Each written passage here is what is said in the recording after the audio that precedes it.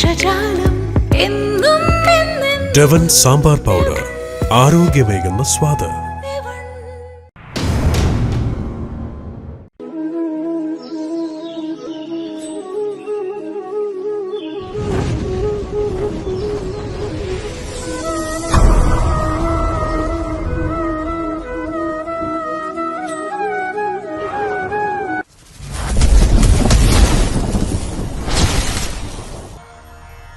मैं द्वापर हूं, द्वापर युग। सृष्टि के काल चक्र में मेरा आगमन त्रेता युग के उपरांत निश्चित किया गया। सदा सुखी रहो कुमार वसुदेव।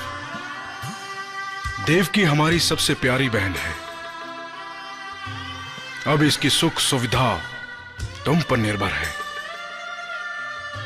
इस बात का ध्यान रखना कि इसे कभी दुख ना पहुंचे। आप निश्चिंत रहें युवराज कंस।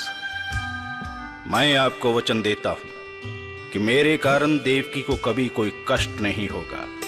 चलो देवकी, आज मैं स्वयं तुम्हारे रथ का सारथी बनूंगा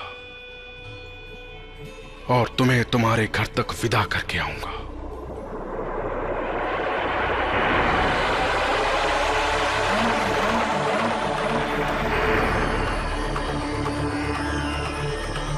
मूर्ख कंस, जिसे तू इतनी प्रसन्नता से रथ में बिठाकर विदा करने जा रहा है, उसी देवकी के 8वें गर्भ की संतान तुझे मार डालेगी। इसका 8वां गर्भ तेरा काल होगा।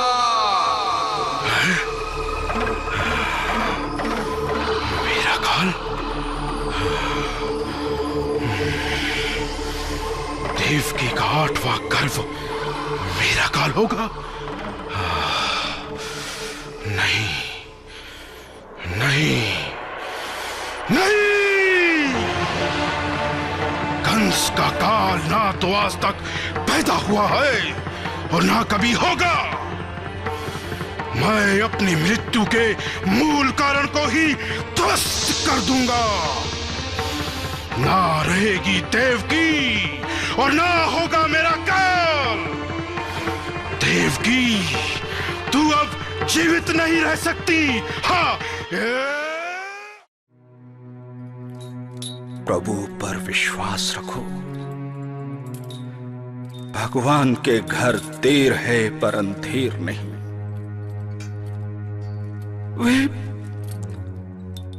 वे हमारे सारे दुख दूर कर देंगे।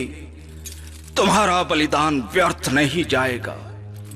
तुम्हारे आंसुओं की कीमत भगवान देंगे, अवश्य देंगे देवकी, अवश्य।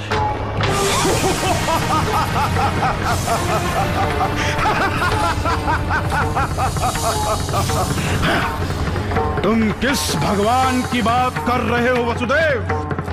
वही जो मेरे भय से क्षीर सागर में छुपा बैठा है। यदि उसमें शक्ति होती तो मेरे सामने आकर युद्ध करता। युद्ध इस तरह शिशु भेजने का स्वांग नहीं रचता। ला देवकी, मेरा काल मेरे हवाले कर दे। नहीं, मैं अपना बालक नहीं दूंगी। नहीं दूंगी मैं अपना बालक। मैं कहता हूं छोड़ दे इसे। भैया, दया करो हम पर भैया, दया करो। मेरे बच्चे को मत मारो। दया करो भैया, दया करो। इसे मार भैया, दया करो। भैया, कोई है मेरे बच्चे को बचाओ। मेरे बच्चे को बचाओ भैया, मेरे बच्चे को मत मारो।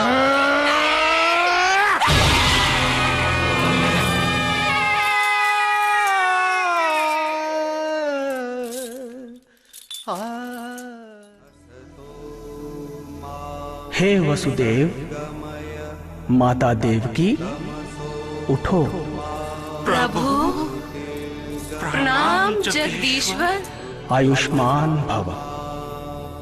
हे वसुदेव, आज से हजारों वर्ष पूर्व अपने पहले जन्म में तुम सुतपा नाम के प्रजापति थे और देवी देवकी तुम्हारी पत्नी प्रश्नी थी। उस जन्म में तुम दोनों ने बड़ी श्रद्धा और भक्ति से मेरी घोर तपस्या की। तुम्हारी तपस्या से प्रसन्न होकर जब मैंने तुम्हें इच्छित वरदान मांगने को कहा तो तुम दोनों ने मेरे समान पुत्र की कामना की। अब तुम्हारी इच्छा पूर्ति का समय आ गया है, इसलिए तुम्हारे पुत्र के रूप में मैं स्वयं जन्म लेकर अपना वचन पूरा कर रहा हूं। हम धन्य हुए प्रभु, आपकी सदा जय हो, सदा जय हो। हे वसुदेव, अब शांत चित होकर मेरी बात सुनो। अपने बालक को इसी समय ले जाकर गोकुल में नंद के घर छोड़ दो। वहां नंद पत्नी यशोदा ने अभी एक कन्या को जन्म दिया है। उस कन्या को अपने साथ ले आओ। सब कार्य संपन्न होने पर मेरी माया के प्रभाव से तुम्हें ये सब बातें याद नहीं रहेंगी। अब शीघ्रता करो वसुदेव, तुम्हारा कल्याण हो। जो आज्ञा प्रभु।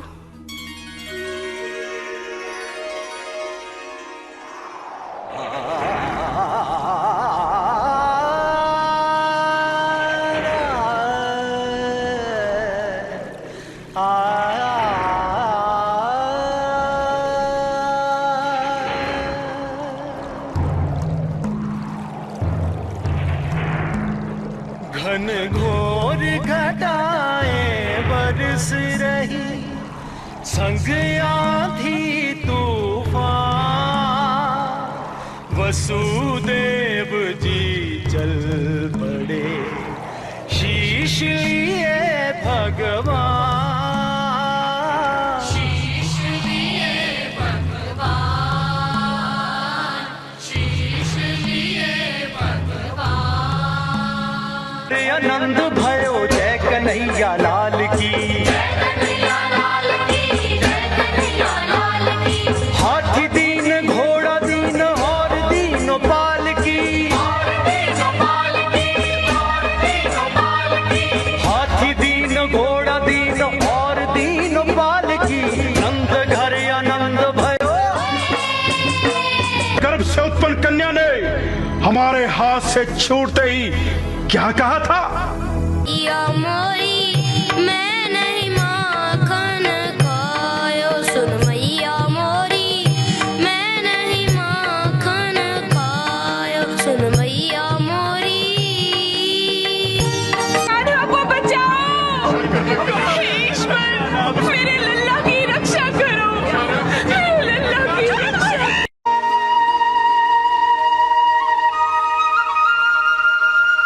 जरा मथुरा वाले भी तो देखें हम गोकुल के ग्वालों की शान। आओ चानूर, क्या समाचार लाए हो?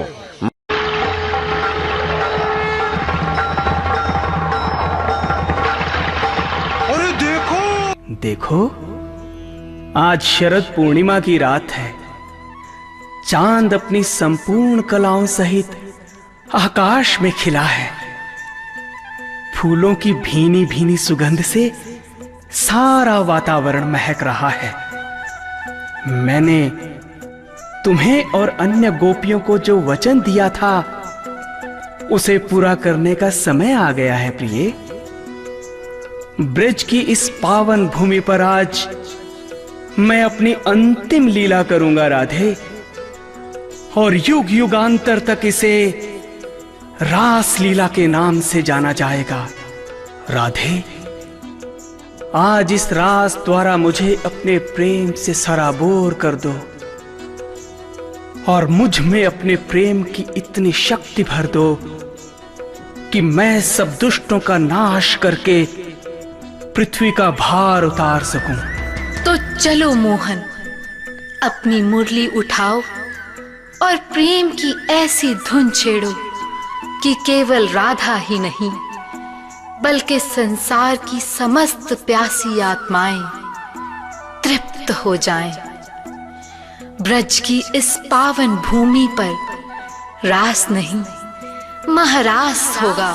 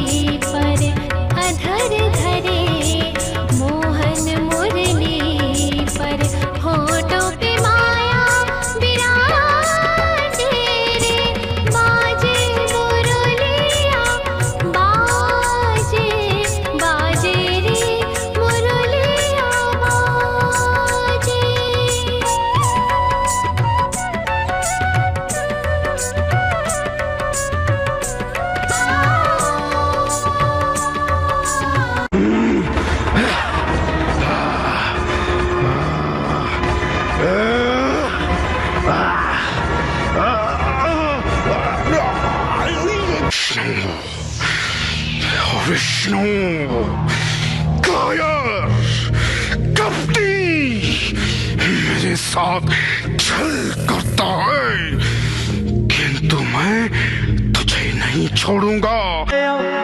संभवामि